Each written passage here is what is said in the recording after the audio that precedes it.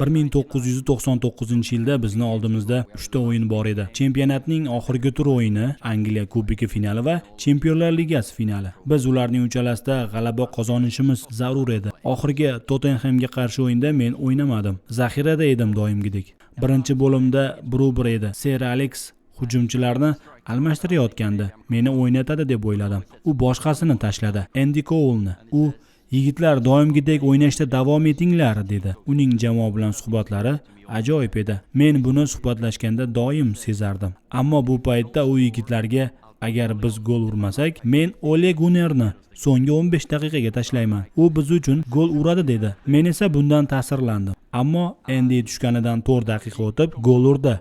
Biz 2-1 hisobda yutdik o'yinni. Men esa maydonga chiqmadim. Ammo haligacha eslayman. Men o'shanda eng xursand inson edim. Biz ligani yutdik, ammo u meni maydonga tushirmaganda ham ishonishini aytdi. Bu haqiqat. Men keyin Angliya Kubogining finalida o'ynadim. Ochig'i bu o'yin biz uchun u qadar katta ahamiyati yo'qligini sezdim. Chunki oldimizda erishish qiyin bo'lgan Chempionlar Ligasi Kubogi bor edi. U yerda o'ynashimni ozmi ko'pmi bilardim. Shunaqa tuyg'u ediki, hamma o'zini o'ynashini sezardi. Ser esa bizga ishonardi.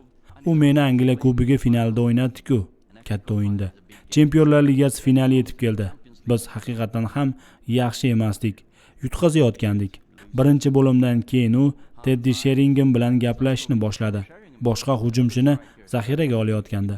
70-daqiqada u Sheringhamni o'yinga tashladi. Meni rostdan jahlim chiqdi.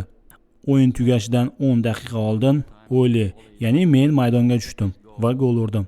U bizga gol urishimni 10 kun oldin aytgandi. Men 10 kun oldin nima bo'lgandi deb o'yladim. U menga ishonishini aytgandi-yu, bu esa men uchun muhim bo'lib chiqdi. Bu ishonch 99-yilgi finalda g'alaba golini urishimga katta turtki bo'ldi. Men Serning hujumchilar, insonlar bilan muloqot qilganlardan ko'p narsani o'rgandim. Bunda siz imkoniyatga ega bo'larkansiz.